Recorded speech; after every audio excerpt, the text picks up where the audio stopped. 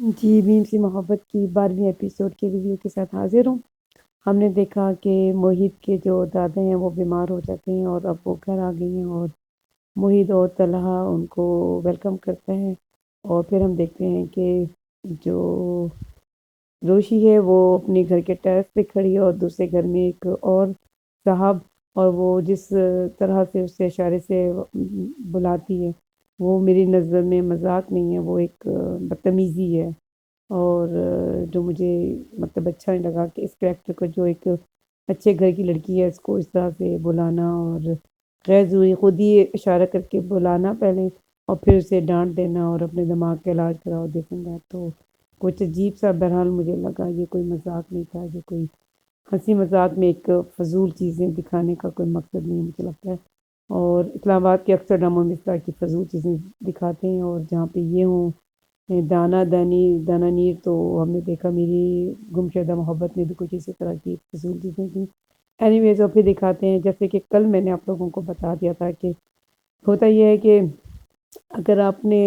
Parents نے سوچا ہو کہ ہم نے اپنی بیٹی کو اس گھر میں رشتہ کرنا ہے تو وہ اس طرح کی کوششیں کرتے ہیں کہ لڑکی کو اس گھر میں بھیجتے ہیں اور بھیجتے رہتے ہیں دل جیتنے کے لیے۔ تو یہ بھی ایک چلتا ہے، دیکھا گیا معاشرے میں، لیکن یہاں تو دکھا رہے ہیں یہ محترمہ خود ہی بچے کے ساتھ دوستی کر رہی ہیں، آگے آگے بڑھتی ہیں، اس کے فادر سے دوستی کرتی ہیں، لڑکے کے جو طلحہ کے فادر ہیں، اور خود ان کے گھر پہنچ جاتی ہیں، کبھی ہاسپٹل پہنچ جاتی ہیں، کبھی بچے کو اپنے گھر لے آتی ہیں۔ اور معاشرے کی ایک دوسری چیز جو دکھائی ہے کہ لوگوں کو عادت ہوتی ہے کہ اپنے آپ کو جب رشتے بنانے اور شادی بن کے معاملات ہوتے ہیں تو بولتے ہیں، اور جو کچھ بول تو بہت کچھ دیتے ہیں، لیکن یہ جب کرنے کا ٹائم آتا ہے تو پیچھے ہٹ جاتے ہیں۔ جیسے ہم نے دیکھا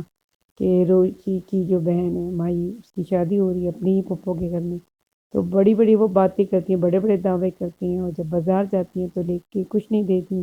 اور بیٹا کہتا بھی ہے کہ ماما کبھی کبھی امبیرس کروا دیتی ہیں۔ تو یہ بھی ایک معاشرے کا ایک رویہ ہے جو دکھایا ہے۔ اور یہ کہ آج یہ بھی دکھایا کہ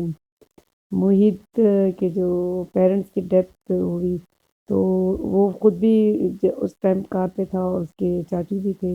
اور طلحہ دکھاتے ہیں کہ وہ مینٹلی طور پہ اس بات پہ ڈسٹرب بھی ہوتا ہے کہ وہ کیونکہ ڈرائیو کر رہا تھا تو اس کو لگتا ہے کہ اس کی وجہ وہ خود مطلب وہ تھا۔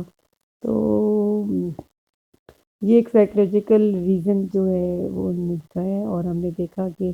یہ دل میرا میں بھی اسے کچھ سائیکولوجیکل قسم کے ٹراما میں دکھاتے ہیں اور اس ڈرامے میں بھی دکھایا،